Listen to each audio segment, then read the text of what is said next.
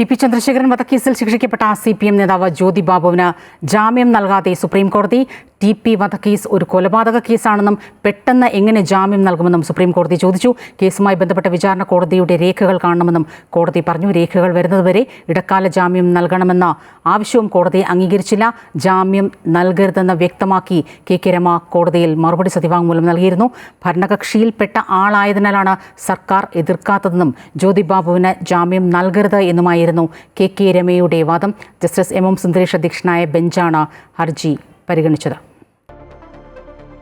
TP. Chandrasekharan വധക്കേസിൽ CPM നേതാവ് ജ്യോതി ബാബുവിന് ജാമ്യം നൽകാതെ സുപ്രീംകോടതിയുടെ നടപടി ഉണ്ടായിരിക്കുന്നു.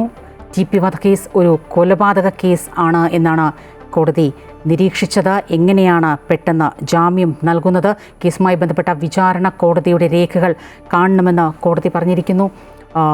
രേഖ വരുന്നതുവരെ ഇടക്കാല ജാമ്യം നൽകരുത് എന്ന ആവശ്യവും അംഗീകരിക്കുകയായിരുന്നു.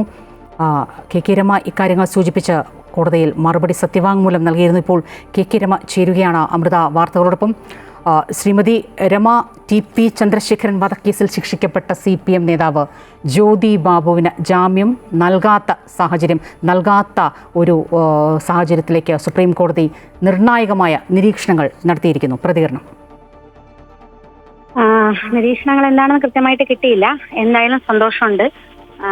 കാരണം നമ്മുടെ ബഹുമാനപ്പെട്ട ഹൈക്കോടതി കഴിഞ്ഞ വർഷമാണ് ഈ കേസിലെ 12ാം പ്രതിയായിരുന്ന ജ്യോതി ബാബുവിനെ ശിക്ഷിച്ചത്. നേരത്തെ വിചാരണ കോടതി തെളിവുകളുടെ അഭാവത്തിൽ വിട്ടയച്ച പ്രതിയാണ്. പിന്നീട് ഹൈക്കോടതി അപ്പീലിന്റെ ഭാഗമായിട്ട് കോടതി ശിക്ഷിച്ചതാണ്. അദ്ദേഹമാണ് ഇപ്പം ജാമ്യത്തിന് പോയത്. അതിന്റെ ഭാഗമായിട്ട് ഞങ്ങൾ അപ്പീൽ ഫയൽ ചെയ്തു, സത്യവാങ്മൂലം കൊടുത്തു. ഒരു കാരണവശാലും ജാമ്യം കൊടുക്കരുതെന്നും അസുഖമാണ് എന്ന കാരണമാണ് ജാമ്യത്തിന് പറയുന്നത്. പക്ഷേ ഇപ്പോൾ തന്നെ അദ്ദേഹം നല്ല ട്രീറ്റ്മെന്റ് ലഭ്യമായിക്കൊണ്ടിരിക്കുകയാണ്. ജയിലിൽ കിടന്നോ എന്നറിയില്ല. മുഴുവൻ സമയവും ഹോസ്പിറ്റലിലാണ്. അപ്പൊ എല്ലാ സൗകര്യങ്ങളും ലഭ്യമാകുന്നുണ്ട്. പിന്നെ ഇത്തരം പ്രതികളൊക്കെ ജാമ്യം ഇറങ്ങി പുറത്ത് വന്നു കഴിഞ്ഞാൽ ഉണ്ടാകുന്ന നാടിന്റെ ഒരു അവസ്ഥയും നമുക്കറിയാവുന്നതാണ്. അതുകൊണ്ട് തന്നെ ഒരു കാരണവശാലും ജാമ്യം കൊടുക്കരുത് എന്നാണ് പറഞ്ഞിരുന്നത്. ഇതൊരു കൊലപാതക കേസ് തന്നെയാണ്. അതുകൊണ്ട് എങ്ങനെ പെട്ടെന്ന് അങ്ങനെ ജാമ്യം നൽകാനാകുമെന്നാണ് സുപ്രീം കോടതി ചോദിച്ചത്. മാത്രമല്ല, ഈ രേഖകളൊക്കെ കാണണം എന്നും കോടതി കൃത്യമായി പറഞ്ഞിട്ടുണ്ട്. ഈ രേഖകൾ വരുന്നതുവരെ ഇടക്കാല ജാമ്യം നൽകണം. ആ ആവശ്യം പോലും കോടതി പരിഗണിച്ചില്ല. അതെ, വളരെ സുപ്രധാനമാണത്. കാരണം നമുക്കൊക്കെ ഏറ്റവും അവസാനത്തെ പ്രതീക്ഷ കോടതിയാണ്. കോടതിയിൽ നിന്ന് നീതി ലഭ്യമാകുമെന്നതിലാണ് നമ്മളൊക്കെ മുന്നോട്ട് പോകുന്നത്. അപ്പം അത്തരത്തിലൊരു നീതി ഇരകൾക്ക് ലഭ്യമാവുക എന്ന് പറയുന്നത് ഏറ്റവും പ്രധാനപ്പെട്ടതാണ്. ബഹുമാനപ്പെട്ട സുപ്രീം കോടതിയുടെ ആ ഒരു നിരീക്ഷണം എന്ന് പറയുന്നത് ഇതുപോലെ എന്നെപ്പോലെയുള്ള അതുപോലെ ഇതുപോലെ കേസിലുള്ള ഒരുപാട് ആളുകൾക്ക് ഒരു ആശ്വാസം കൂടിയാണ്.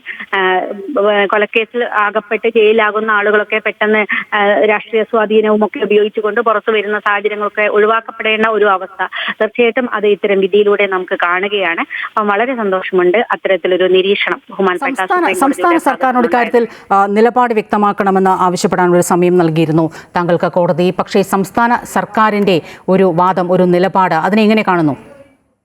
അല്ല, സംസ്ഥാന സർക്കാർ നേരത്തെ ഒരു നിലപാടും പറഞ്ഞിരുന്നില്ല. കൊടുക്കണമോ കൊടുക്കണ്ടയോ എന്ന് പറഞ്ഞില്ല.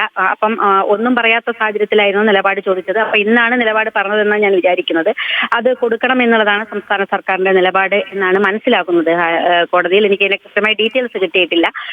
എന്തായാലും സർക്കാർ CPM ഭരിക്കുന്ന ഒരു ഗവൺമെന്റ് ഉൾക്കൊള്ളുമ്പോൾ ആ CPM നേതാവിന് വേണ്ടിയിട്ട് സംസാരിക്കുക, കൊലയാളികൾക്ക് വേണ്ടി സംസാരിക്കുന്ന ഒരു സാഹചര്യം എന്ന് പറയുന്നത് തീർച്ചയായിട്ടും വളരെ അപലപിക്കേണ്ടതാണ്. അങ്ങനെ ഒരു സ്റ്റേറ്റ് നിലപാടെടുക്കുന്നത് പിന്നെ ഏത് ഇരകളോടൊപ്പം അല്ലെ ഏത് നീതിക്ക് വേണ്ടിയാണ് ഒരു സ്റ്റേറ്റ് നിലകൊള്ളുന്നത് എന്ന ചോദ്യം ഇവിടെ പ്രസക്തമാവുകയാണ്. തീർച്ചയായും, സ്വാഭാവികമായും ശ്രീമതി കെ രമ ഇതിലപ്പുറം പ്രതീക്ഷിക്കുന്നുമില്ല. കാരണം CPM നേതാവാണ് ടി.പി. ചന്ദ്രശേഖരൻ വധക്കേസിൽ ശിക്ഷിക്കപ്പെട്ടത്. CPM നേതാവാണ്.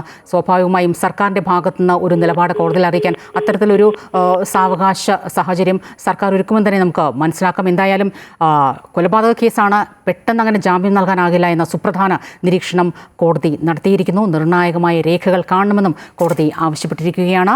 ജാമ്യം അംഗീകരിച്ചില്ല.